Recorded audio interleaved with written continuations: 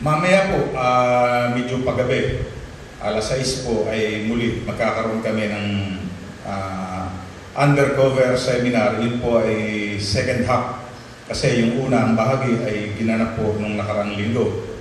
And then mamaya po ay gagawin naman yung second half ng seminar doon po sa Santa Rosa City. Yun po ay, ang mga participants po namin doon ay mga church leaders. Pero isang malaking church lamang po yun. Ang pangalan po ng church ay Golden Faith Center Christian Ministries. Na ang umaatin po ay halos kulang-kulang 100 po, na yun ay puro leaders lamang po sa church. Gaya nga po ng alam ng karamihan dito sa atin, dahil panahon pa po ng ating mahal na Bishop Levy, ay itinuturo na po yan yung undercover seminar o yung tinatawag na submission to authority. At karamihan sa atin ay halos maaring may ideya pa rin sa kung ano yung pagpapasakop sa Diyos at yung tinatawag na pagsunod sa kanyang mga kautusan, na doon nga po ay yun ay dinudurog at yun nga po ay tinuturo upang tanggapin ng mga anak ng Diyos.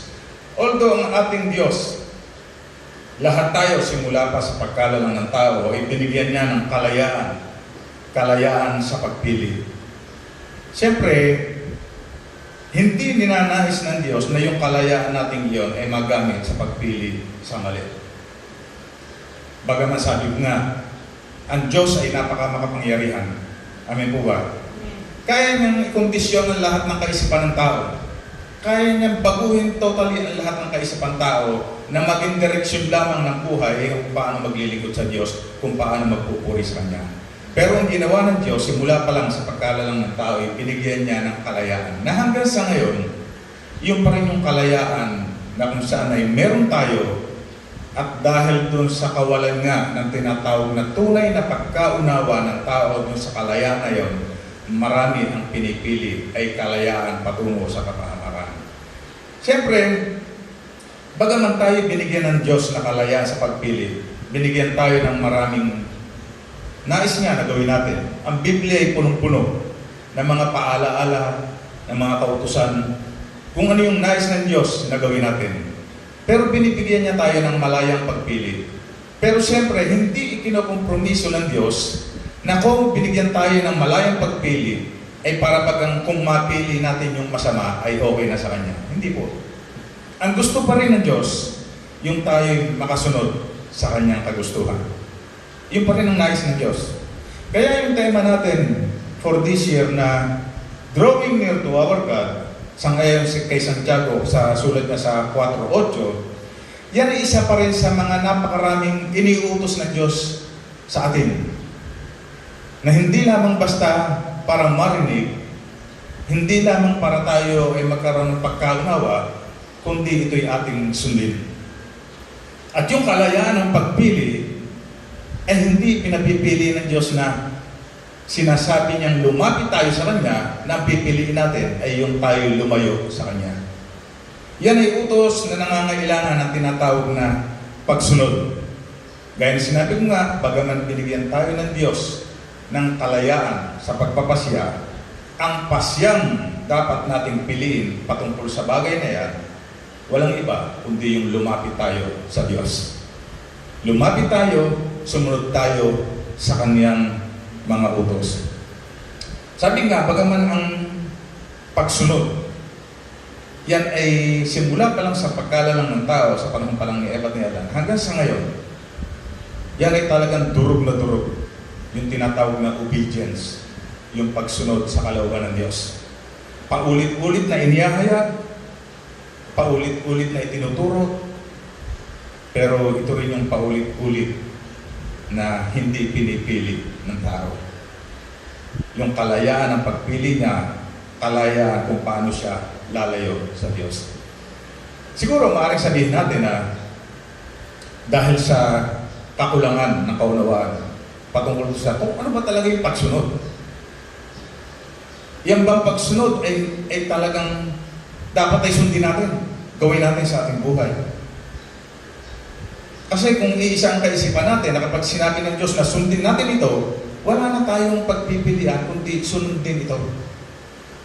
Dahil sa hindi natin kaalaman sa kung ano ba talaga yung kabutihang maitutulot ng pagsunod sa atin, hindi natin ito napahalagaan. Hindi natin nakikita yung tunay na importansya ng pagsunod sa Diyos. Kasi kung nakikita natin yung tunay na kahalagahan ng pagsunod sa Diyos, susunod tayo sa sinasabi ng Diyos. Kung talagang matibay na nakikita natin sa ating puso, sa ating buhay, yung kahalagan ng tinatawag na pagsunod. At kung ano yung benepisyo kapag tayo ay sumusunod sa ating Diyos.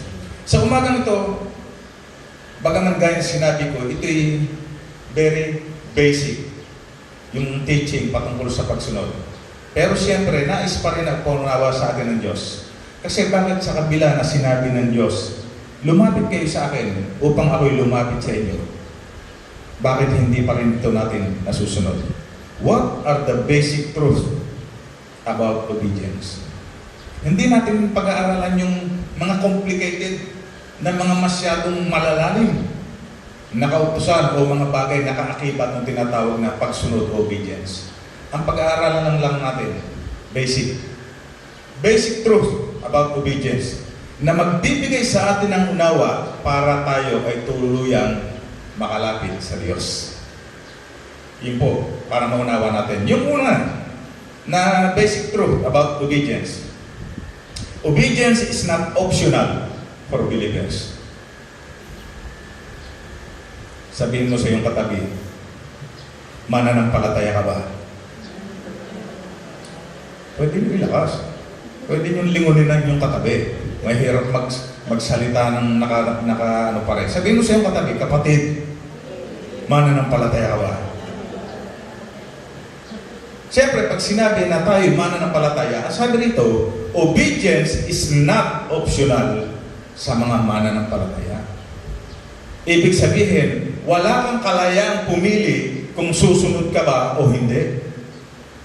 Pag ikaw ay isang mananampalataya o isang kang alagad, dapat, no choice, susunod ka lang. Ang sabi rito sa John 14:23, yung unang bahagi, if you love me, you will keep my commandments. Kung ako'y iniibig mo, sabi ni Kristo, susundin mo ang aking mga utos. Diba? Kaya kaya malimit na paalala sa atin lahat Talagang hindi natin, ano yung meron talaga sa sarili natin, yung napakalaking danger, yung kalayaan ng pagpili, na sa kabila na ang ating Panginoong Jesus na nagsasabi, ang sabi mo, mahal mo ako, sabi natin sa Diyos, mahal kita, Jesus. Pero sabi rito, kung talagang mahal mo ako, dapat sinusunod mo ang aking mga utos. Diba? Yun ang direktang proof ng ating Panginoong Jesus. Patunayan mong mahal mo ako, sundin mo ang aking utos. Ibig sabihin, kung hindi mo sinusunod yung utos ng Diyos, ano ang ibig sabihin nun? Diba? Kaya nakikita natin yung kahalagahan ng tinatawag na pagsunod. Hindi nagturo ang ating Panginoon Jesus ng tinatawag na optional obedience. Hindi nagturo ang ating Panginoong Jesus ng partial obedience. Sangayon sa teaching na undercover, partial obedience is disobedience. Nangyayari yan sa buhay ni Haring Saul. Di ba? Hindi sinasabi ng Diyos na kung talagang mahal mo siya, pwede namang partial ang pagsunod. Walang ganun. Kaya para sa atin, ang mga mananampalataya, kung iniisip mo, kapatid, na ikaw isang tunay na mananampalataya, siyempre, ang level niyan, after na tayo maging mananampalataya, dapat alagad tayo. Yun yung nag-improve. Ang mananampalataya sa isip lang, naniniwala ka na si Kristo ay tagapagligtas. Naniniwala ka na kung ikaw ay mananalig sa Diyos, sa ating Panginoong Jesus, maliligtas ka. Yun ang mananampalataya. Pero after na ikaw ay tumanggap kay Kristo, naligtas ka, wala ka nang ginawa, mananampalataya ka habang buhay. Pero ang isang alagad, matapos kang tumanggap, matapos kang iligtas, gagawa ka para sa Diyos ng maraming gawain para sa Kanya. Kaya ang tawag doon ay alagad. Kung mahal natin ang ating Panginoong Sus, sa mga isa salita na ating binasa, very basic, sundin natin ang kanyang utos. Sa 1 John 2, 3-4, sabi po rito, nakatitiyak tayo. Ito, walang pag-aalinlangan. Sabi rito sa Biblia, nakatitiyak tayong nakikilala natin ang Diyos kung sinusunod natin ang kanyang utos. Di ba? Pwede ba tumaas yung kamay nang nakikilala niya ang Diyos? Pwede tumaas ang kamay? Dapat proud tayo eh. Amen. Mabuting bagay, nakilala natin ang Diyos. Pero alam niyo, sangayon sa Biblia, mas mabuting bagay kung kilala ka ng Diyos. Kasi sangayon sa Mateo, nung pinalayas niya yung mga nangangaral ng salita ng Diyos, nung pinalayas niya yung mga nagpapalayas ng demonyo, nung pinalayas niya yung tinatawag ng mga gumagawa ng kababalaghan, anong sabi niya? Bakit niya pinalayas? Magsialis kayo, hindi ko kayo nakikilala.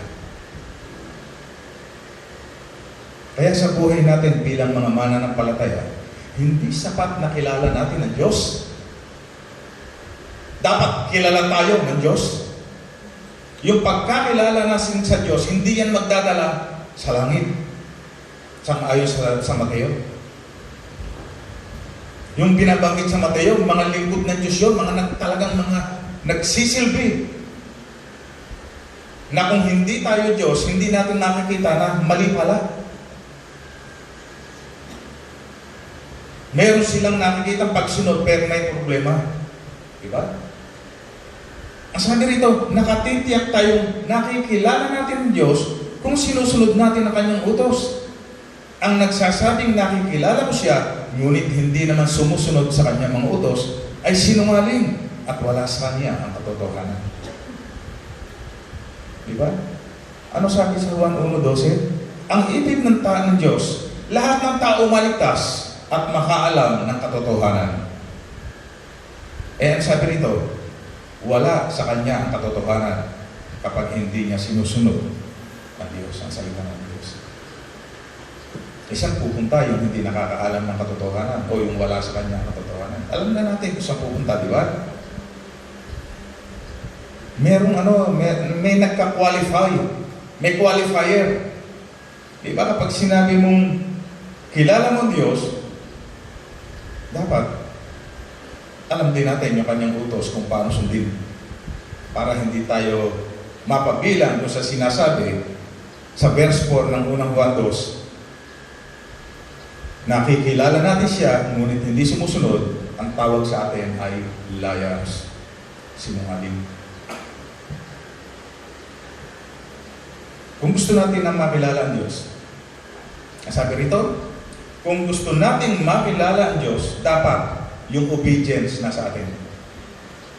Huwag umasa ang isang tao na tumanggap sa ating Panginoong Sus na siya ay lumago sa pagkakilala sa Diyos kung hindi siya sumusunod sa Diyos. Huwag siyang umasang lumago. Kasi yung tunay na pagkakilala sa Diyos, ang ayon dito sa ating binasa, sumusunod sa salita ng Diyos. Di ba? Kaya, habang patuloy na iniibig natin ang Diyos, kung talagang patuloy na mahal natin ang Diyos, dapat patuloy tayong sumusunod sa Diyos. Kasi parang mirror yan eh. Pag ikay humarap sa salamin na sinasabi mong mahal mo ang Diyos, dapat magre-reflect sa yung meron kang pagsunod. Hindi magkahiwalay yun.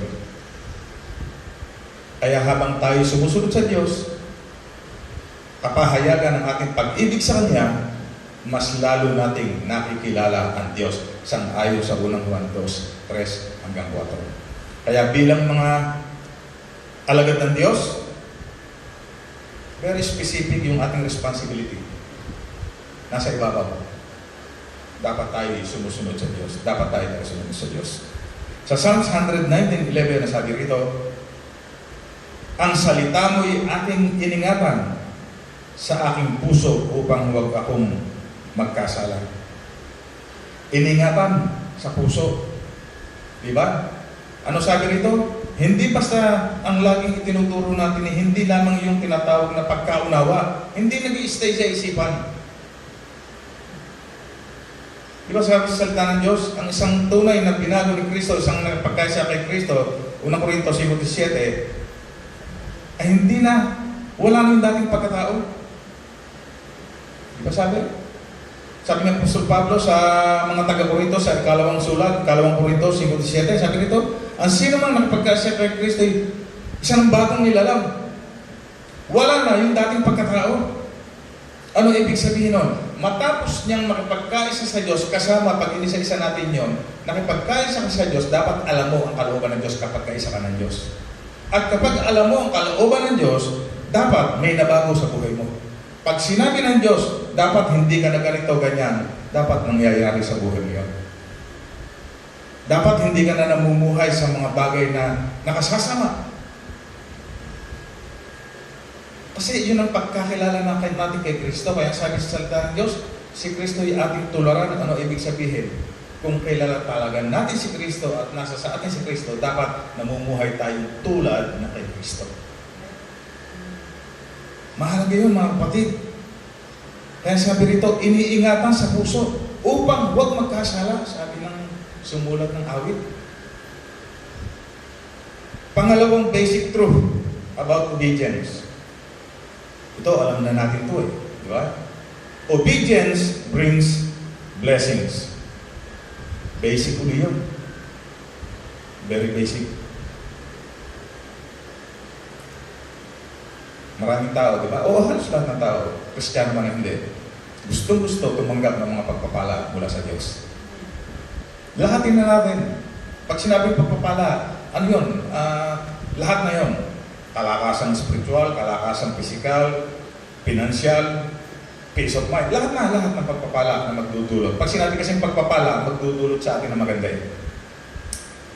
Pero sa kabila na lahat na may gusto ng pagpapala, ang sangay sa salita ng Diyos para tumanggap ng pagpapala, ang sinusundan ng pagpapala ay pagsunod. Kung gusto mong ikay pagpalain, dapat sumunod ka. Pero marami ang gusto pagpalain, may problema sa pagsunod.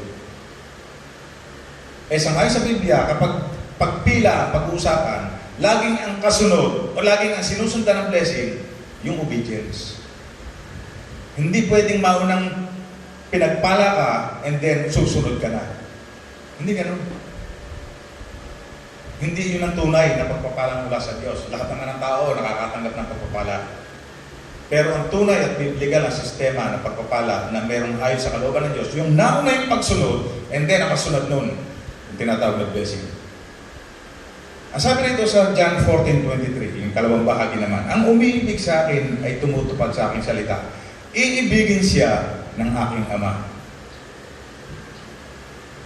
Alam niyo, wala nang pinakamasarap na blessing na maranasan ang tao maliban doon sa siya ay inibig ng Ama.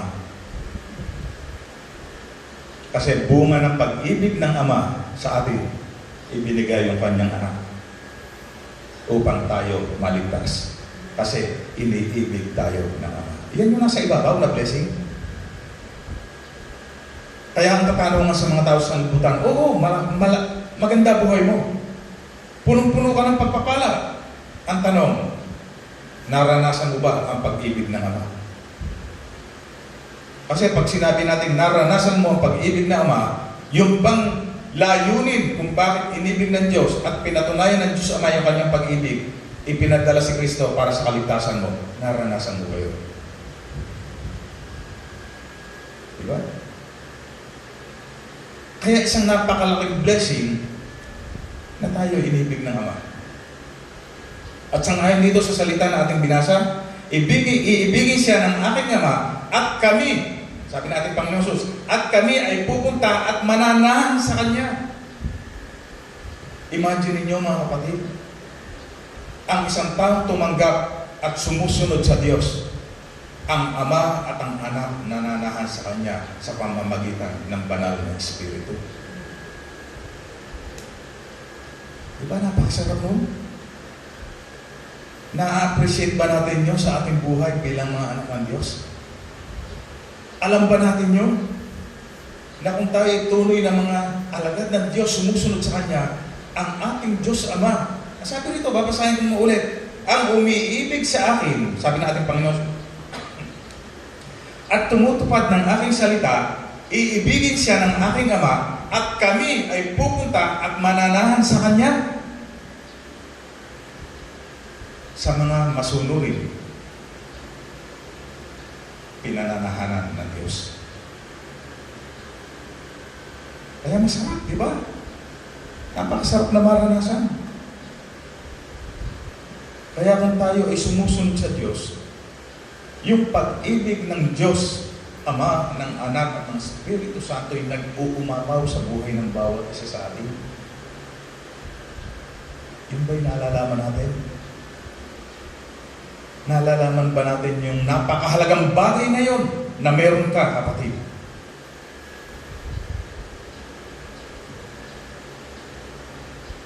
Sabi rito, because there is no such thing as obeying God and not being blessed. Hindi iyon ang pamamaraan ng Diyos. Ang pamamaraan ng Diyos, ang ayon sa Kanyang mga pangako, sumunod ka, pagpapalain ka.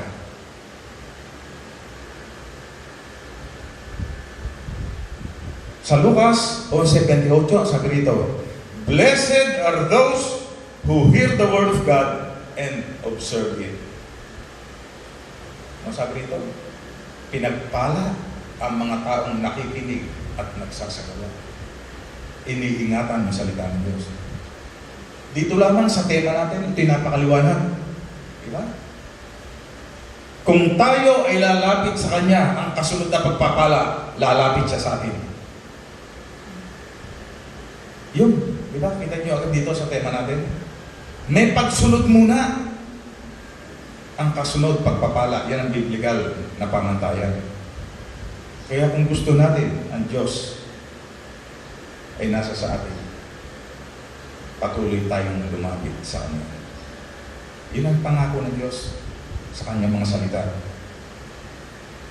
Ano ba yung blessing sa ating pagsunod? Ang Biblia ay napakaraming sinasabi patungkol sa blessing na sumusunod bunga ng ating masunurin sa Diyos. Sino ba yung mga pinagpala?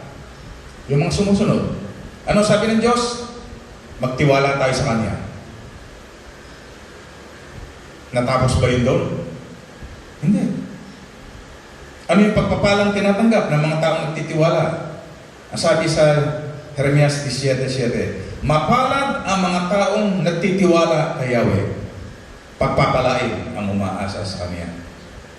Doon pa lamang sa pagsunod natin na tayo maging mapagtiwala sa Diyos, kapag yung ating trust ay inilagak natin sa Diyos, may pagsunod yun.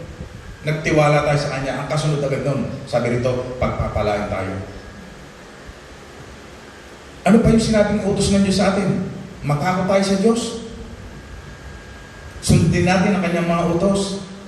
Ano yung pagpapala sa mga natatakot may takot sa Diyos? Psalms 128:1. Mapalad ang bawat tao na kay Yahweh ay may takot. Ang maalab na ay sumunod sa Kanyang utos. Ano sabi dito? Kung tayo ay tunay na may takot sa Diyos, mapalad tayo. Sabi dito, mapalad. Hindi ang ibig sabihin ni matakot, ibig sabihin ni sa sobrang pangmundong dahilan. Ang mga bata kapag takot sa isang tao, umiiwas, lumalayo. Ang sinutukoy na takot dito, matakot tayo na hindi sundin yung Kanyang kalooban. Matakot tayo sa gagawin ng Diyos. Ano sabi niyo sa atin? Magsisi tayo. Talimuran ng kasalanan. Yan ay utos sa atin. Ano ang pangako ng Diyos doon sa mga nagsisisi at mga sumusunod? Ang sabi rito, pinagpala ang mga taong pinatawad na ang pagsuway. Ang mga taong pinawi na ang mga kasalanan. Pinagpala ang taong hindi na pagbabayarin ng Panginoon sa kanyang mga kasalanan. Ito'y pangako ng Diyos. Iniutos niya na tayo magsisi sa ating mga kasalanan, na sa ating gagawing pagsunod sa Kanya, magsisi, tumalikod sa kasalanan, ang sabi nito, pinagpala tayo. Pinagpala ang taong hindi na pagbabayarin ng Panginoon sa kanyang mga kasalanan. Sabi sa Awit 23, 2-3, at saka sa Roma 4:8. Ang daming pagpapala, nag-uumapaw.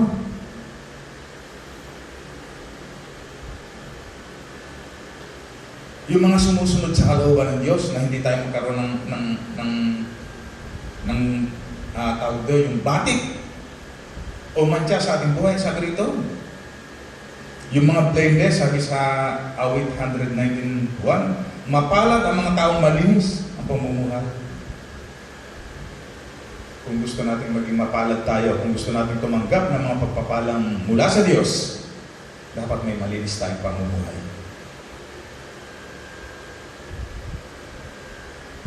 Alam niyo, ang pagsunod sa Diyos,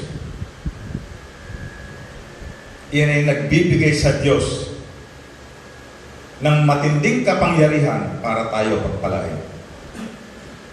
Gustong-gusto ng Diyos, kapatid, na tayo pagpalain bilang kanyang mga anak. Pero nangyayari yun kapag tayo sumusunod. Kaya kapag tayo sumusunod sa Diyos, binibigyan natin siya ng matinding kapangyarihan na ibuhos sa atin yung mga pagpapala. At sa ating ding pagsunod sa Diyos, binibigyan natin ang pagkakataon ng Diyos na tayo ay maging pagpapala sa ibang tao. Diba? Yung blessed to be a blessing. Diba? Yan ang binigay kay Abraham. Diba? Siya pinagpala. Bakit? Dahil sa pagsunod niya sa Diyos. At bunga ng pagsunod niya sa Diyos na siya pinagpala, maraming tao ang pinagpala dahil kay Abraham. Gusto natin tayo maging pagpapala sa marami? Sumunod tayo sa Diyos. Ngayon, siyempre, pambalanse. Ibig ba sabihin, kaya tayo susunod sa Diyos kasi maraming pagpapala? Yun ba magiging dahilan natin kaya tayo magbibigay sa gawain ng Diyos para may bumalik sa atin sangayon sa pangako? Hindi.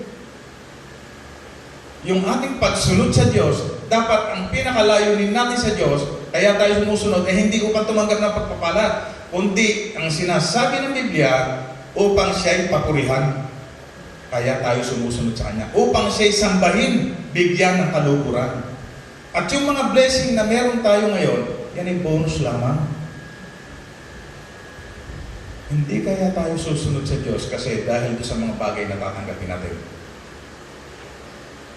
Hindi tayo ang una. Kaya tayo susunod sa Diyos. Gusto natin siyang bigyan ng kalukuran. Iyon ang ating buhay bilang Kristiyano. Yung mga blessing na yan, overflow na lang yan. Kaya makita nyo, sa pagbibigay pala natin ng kalukuran sa Diyos, bumubuhos ang blessing. Yun ang biblikal na pamantayan. At panghuling truth about obedience. Obedience is tied in knowing God and loving Him. Ang pagsunod sa Diyos, yan ay nakaangkla o nakatali doon sa tinatawag na pagkakilala sa Kanya, malalim na pagkakilala sa Kanya, at sa pag-ibig sa Kanya. Kaya tayo sumusunod kasi kilalang natin ang Diyos at mahal na mahal natin ang Diyos. Dapat iyon ang ating sitwasyon. Maraming tao na tila baga sumusunod sa Diyos, gumagawa ng mga bagay na tila gawain ng Diyos. Ang problema, hindi naman nila talaga mahal ang Diyos. Naniniwala po ba kayo? Nakakakita po ba kayo na gano'n? Marami sa mundo. Ganyan. Sabi sa 1 John 2:5, ngunit ang tumutupad ng salita ng Diyos ay umiibig ng wagas sa Diyos. Sa ganito, nalalaman natin na tayo talagang nasa Kanya. Pwede pala natin malaman sa ating sarili, mga kapatid. Siyempre, tayo naman sa sarili natin talaga, bukod sa Diyos, ang makakaalam talaga sa ating sarili, tayo ba'y talagang nasa Kanya, tayo ba talaga ay tunay na may relasyon sa Kanya? Tayo makakaalam nun eh. Kasi bakit? Kasi tayo rin na nakakaalam sa sarili natin ang ating tayo ay talagang buong puso na sumusunod sa Diyos. Ma-assist natin yun eh. Hindi tayo maililigaw ng ating pagkaunawa. Diba? Kaya yung pagsunod sa Diyos, yan ay nakaangkla sa pagkaunawa. Talaga ba tayo eh? Nasa Kanya na. Talaga bang tayo nakapagbalik loob na sa Diyos? Alam niyo, sabi na, ang mensahe ngayong umaga patungkol sa pagsunod ay basic, yung tatlo. Hindi siya malalim na katuruan. Mababaw. Pero, bakit nagmumukhang napakalalim? Bakit mukhang hindi natin naunawa? Tatandaan po natin, ang Diyos Ama kaya pinadala ang ating Panginoon Jesus ang kalooban niya upang tayo ay ilapit sa Diyos. Huwag natin bigyan ng pagiging walang kabuluhan yung ginawa ng ating Panginoon Jesus kasi hindi natin pinakikinabangan. Parang ganito lang yan eh. Parang pagkain niya na naririyan. Kahit gaano kasarap, kahit gaano kamahal yan, pag hindi mo yan tinanggap, walang kabuluhan. Pag hindi mo yan kinain, walang pakinabang sa iyo. Maaring nagandahan ka lang sa pangamoy, naamoy mo na masarap. Maaring nagandahan ka sa presentation ng pagkain, maliban doon wala. Hindi nagkaroon ng pakinabang talaga sa buhay. Ganun ang ating Panginoon Jesus. Kaya ipinadala ng Diyos Ama ang ating Panginoon Jesus. Kaya ibinigay ng ating Panginoon Jesus ang kanyang buhay. Kaya niya tinanggap yung parusang para sa atin. Kasi ang gusto niya, ilapit tayo sa Diyos Ama. Napakahalaga ng ginawa ng ating Panginoon Jesus. Hindi kayang bayaran ng kanumang halaga. Pero nawawala ng halaga kasi hindi natin ginagawa. O maaaring mali ang ating pagkaunawa. Para tayo makilala natin ang lubusan ng Diyos, dapat malapit tayo sa Diyos. Magpakalapit tayo sa Kanya. Sundin natin ang Kanyang sinasabi, salita. Mamuhay ayon sa buhay ng ating Panginoon Jesus bilang gabay sa atin.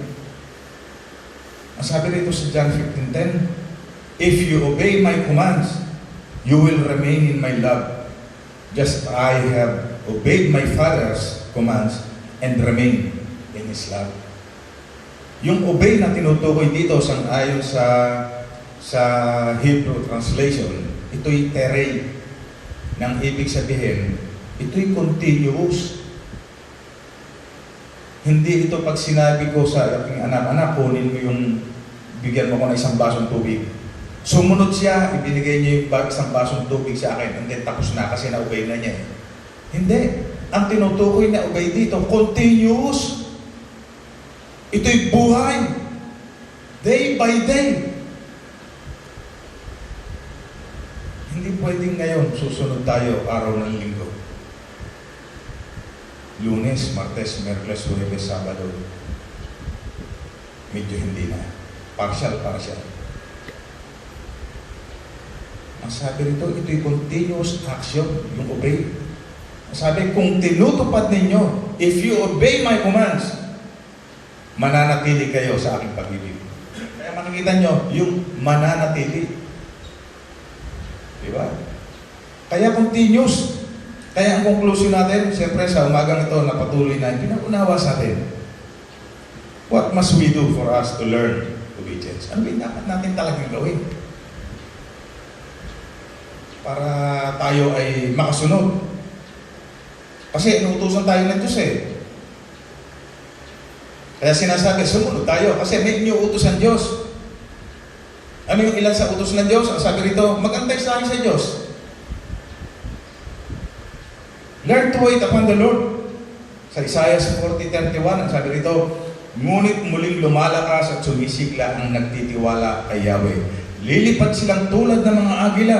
Sila'y tatakbo ngunit hindi mapapagod. Sila'y lalakad ngunit hindi manghihinga. Na very popular tong verse na ito. Katunayan, ito yung may kanta pa yan.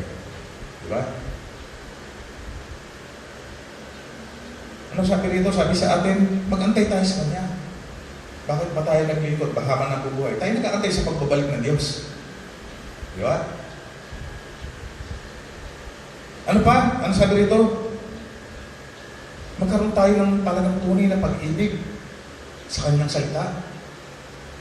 Sabi sa Psalms 119:47, sa pagsunod sa utos mo, nalulugod akong labis, hindi masukat ang galak ko pagkat aking iniibig. Kung gusto nating magkaroon tayo ng talagang buhay na may pagsunod sa Diyos, dapat yung salita ng Diyos pinasasabihan natin, iniibig natin. Kasi bakit? Iyan, diyan nakatala ang Kanyang mga ipinag-uutos. Ano sabi pa rito? Sa ating pagsunod, talagang meron tayong babanggain. Gaya na sinabi ko sa undercover, ang pagiging Kristiyano hindi yan bed of roses. Na dati may problema ka, nung tumanggap kay Kristo, nawala lahat ng problema. Hindi ganoon. Sangayon sa salita ng Diyos, talagang merong problema. At ang isa sa problema na napakalaking problema sa ating pagsunod sa Diyos, walang iba kundi ang ating sarili. May babanggain talaga tayo sa ating sarili. Yung mga gusto natin, iwawaksin natin yan. Babanggain natin yan. Para ipasok yung gusto ng Diyos. Di ba?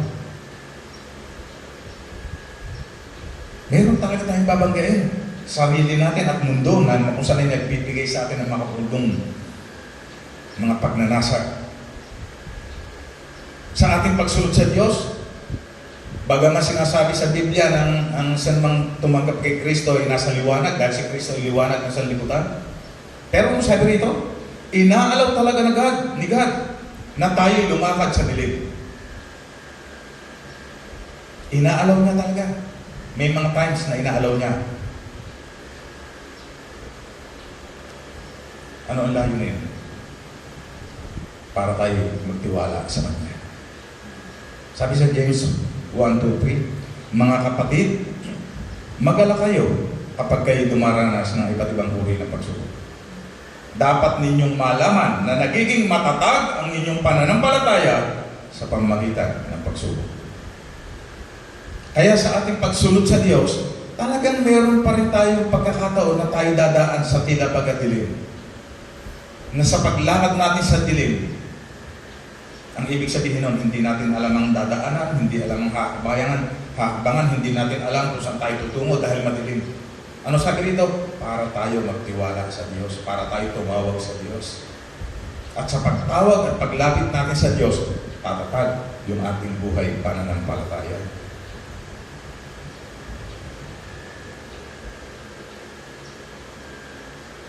Sa ating pagsunod, balikan natin yung kanina sa kasimula. There's no substitute sa obedience. Wala tayong pwedeng ipalit. Iisa lang ang choice natin bilang anak ng Diyos, bilang lingkod ng Diyos. Sumunod sa Kanyang kalooban. No choice. Ang sabi rito sa Deuteronomy 11:26-28, sa araw na ito, binibigyan ko kayo ng pamimilian. Kita nyo, ganun pa rin di ba? Yung free will, yung free choice natin. Kaya lang ito, pagpilian natin. Sabi rito, sa araw na ito, binibigyan ko kayo ng pamimilian. Pagpapala o sumpa. Ayan na, pipiliin natin. Sabi ni Yahweh, sa Deuteronomio, sabi rito. Paano tatanggapin ang pagpapala? Sabi rito sa verse 27, pagpapala kapag sinunod nyo ang Kanyang utos. Ngunit sumpa Kapag sumamba kayo sa ibang Diyos, sa halip sumunod sa kanyang mga utos. Ano yung sinasabing ibang Diyos? Yung ating sarili, yung ibang Diyos, yun yung mga Diyos-Diyosan. Tayo sa buhay natin, nagiging Diyos-Diyosan din tayo. Kapag sinusunod natin yung sarili natin, hindi ang Diyos. Kaya mamili tayo. Kaya para bagang, malaya kang pumili. Pagpapala, sumpa. Parang sinabi, no choice ka. Doon ka talaga pumunta lang sa pagsunod. Kaya dapat makita natin yun. Alam niyo ba bilang pagtatapos, magkaroon tayo ng reflection pa rin. Ganun lagi. Every time tayo nakakapakinig ng mensahe ng Diyos, kami man, sa panahong pinag-aaralan ng salita ng Diyos, malalim ang reflection. Nag-evaluate sa sarili. Ano ba yung dahilan sa aking buhay o sa aking buhay? Bakit talaga tayo ay hindi makasunod sa Diyos? Bakit tayo namimili sa ating buhay kung alin lamang tayo pwedeng paggamit sa Diyos? Bakit nililimitahan natin? Ang hinihingi ng Diyos, sabi niya, ialay natin ang ating buhay. Yung ating buong pagkatao. Hindi sinabi ng Diyos na partial, ialay natin sa Kanya. Pero bakit sa kabila nung hindi tayo makasunod? Ano, kapatid? Yung malaking bagay na humahad lang sa'yo, bakit hindi ka makasunod? Na alam naman natin ano ang ating tatanggapin bunga ng pagsuway. Alam niyo, sa umagang ito, napakahalaga. Simple ang laman ng mensahe. Karaniwan ang laman ng mensahe. Pero napakalaki ang magiging bunga kung hindi natin ito nauunawan. Malaking pagpapala o malaking kapahamakan. Pagsunod o pagsuway. Nais ko na tayo lahat ay tumayo mga kapatid.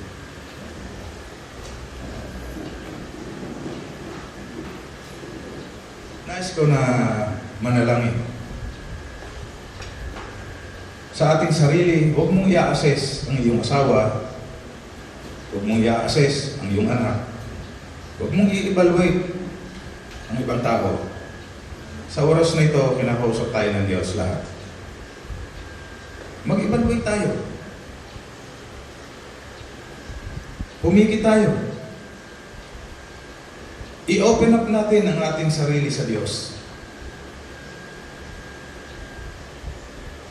Sa iyong sariling pandinig, sa iyong sarili, sambitin mo sa Diyos. Ano yung nagpapahirap sa iyo? Sambitin mo sa Diyos kung bakit ka nahihirapan. At matapos mo itong sambihin sa Diyos, humingi ka ng tulong sa Kanya. Kung meron kang mga kasalanan pa rin na nasa iyong buhay, nagpapatuloy, kilalanin mo ito na ito'y pagsuway sa Diyos at humingi ka ng tawad. Ang Diyos ay bukas sa lahat ng tao sa mga humihingi ng tawad. Sa mga tunay na nagsisisi. Nais ka niya na magbalik loob. Nais niya na patuloy kang lumapit, kapatid. At matapos mo lumapit sa Kanya, yung ikay manatili sa Kanyang presensya. Kapatid, mahal na mahal ka ng Diyos. Hindi mo ba naaalala ang ginawa ng ating Panginoong Jesus para sa iyo? Kasi mahal na mahal ka niya. Magsisi ka sa ating Ama, sa ating Diyos. Buksan mong muli ang iyong puso sa pagsunod sa Diyos. At gaya ng ating napag-aralan ngayong umaga, sa iyong pagsunod, kapatid, meron siyang pagpapala na pangako para sa iyo.